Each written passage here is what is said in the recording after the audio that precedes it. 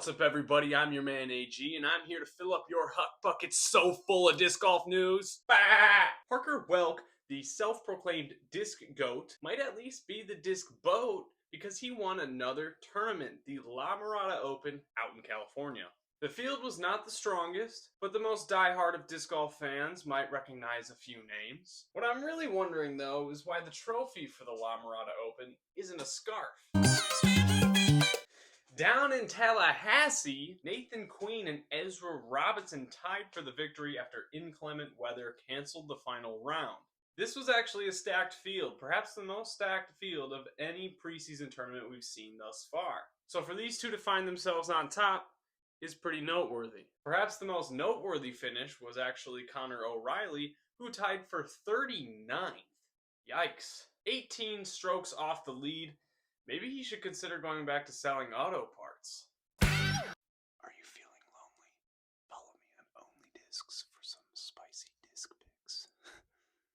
Some tournament action took place down in New Zealand. The Taupo Classic, I hope I'm saying that right. Taupo, something like that, took place down in New Zealand, and it featured a few notable names, those being Corey Ellis, Levi Stout, and Nate Perkins on the MPO side, and guess who?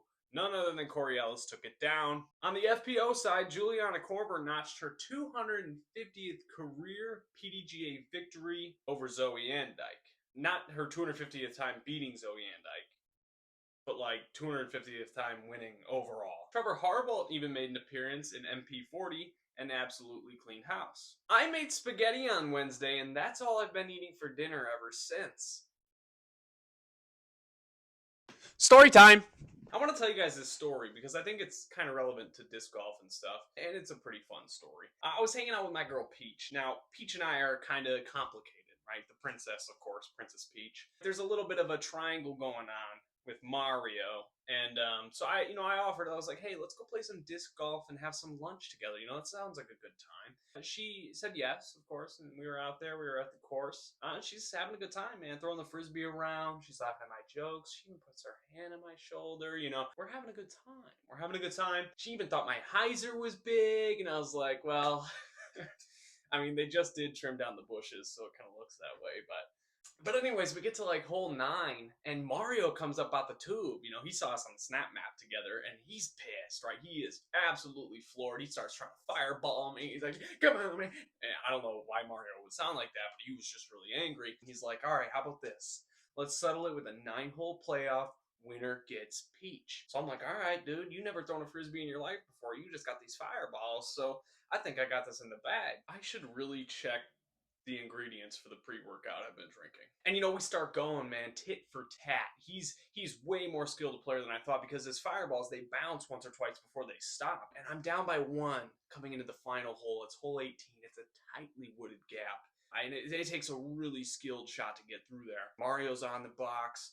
He goes first, and he misses his line for like the first time. And I'm sitting there, holy crap, and I see his fireball veer off and strike a tree. And the whole course becomes engulfed in flames. And we're just kind of hunkering down for dear life while the rest of the course around us turns to ashes and dust. And Mario's really angry because not only has he burned the course down and made the hole easier for me, he's got to find the biggest piece of his fireball because according to PDGA rules, if your disc breaks, the biggest piece is where you play from. How do you find the biggest piece of fire? So Mario's, at this point, the fire has spread. He's got to go like 700-800 feet from the pin to throw his next shot. And it's like ever increasing. So he's off to the races. He just is running and double jumping. And he gets to his line. He finally chucks it after I have already thrown a nice easy hyzer into the basket. So your boy just taps in his birdie. Mario is just in all kinds of shambles. And I just walk off the course with Peach in my arm. And we head over to like Chick-fil-A or something because that's probably what she would like. Oh, I kind of gave that away, didn't I? Yeah, that was entirely made up. That never happened.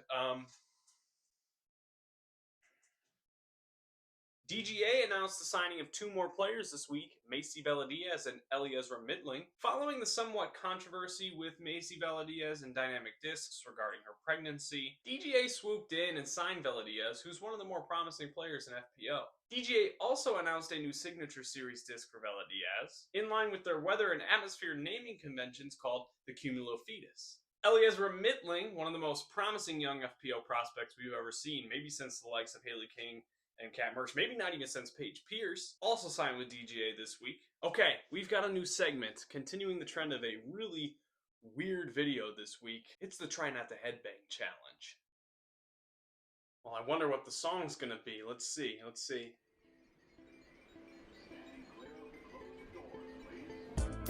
Oh, this is a tough one.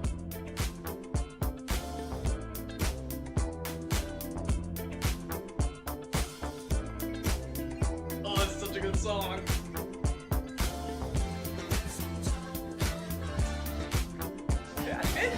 Out of facto, pterodactyl, when I'm micro and macro my mind. Why would I try to hide the fact that I'm jacked to be actually naturally high? And I'm that guy with the flashlight, looking back at the track with the black light. How about this? How about that? Pay attention to wax. You're free to see what that's.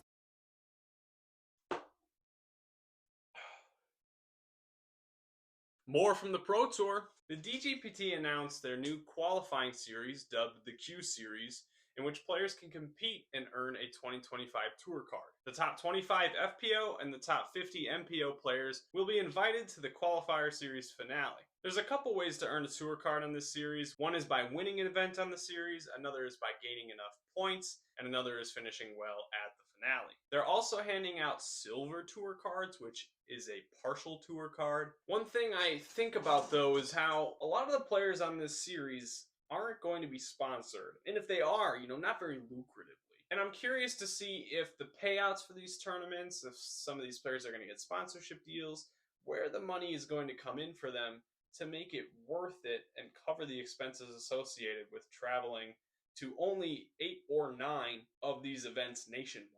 This could make the series much more cutthroat and coincidentally much more enjoying to watch as fans, but I'm interested to see how it all plays out. I think it's a really cool idea, and I've always been a big proponent of the tour card and having to qualify for a tour card instead of purchasing it. One day I want mine, and I think it really only gets improved from here. This was a relatively slow week in disc golf, but it's just the calm before the storm. The DGPT All-Star event will kick off next weekend, which I will cover in 2 weeks since I upload on Fridays. And regarding the DGPT All-Stars, it was announced that Chris Dickerson will be taking Eagle McMahon's place on Team Calvin, as Eagle had to drop out due to injury. Eagle McMahon quickly corrected the Pro Tour, saying this is still the previous injury he's been dealing with, the shoulder injury, of course, and not some new injury he sustained. DGWOTW! And if you aren't yet aware, this stands for Disc Golf Word of the Week. I don't know how this audio sounds. I'm trying something new. If it sounds like cheeks, well, that's just what we're going to have to live with, because quite frankly, I care. This week's Disc Golf Word of the Week is nice. Nice. In Disc Golf, the word nice has 2 definitions, one good and one bad. In a sentence, I might say, nice shot, bro. Here's the sentence used out in the wild, and a reason for me to shoehorn in my first ever ace. Oh my god! Oh my god!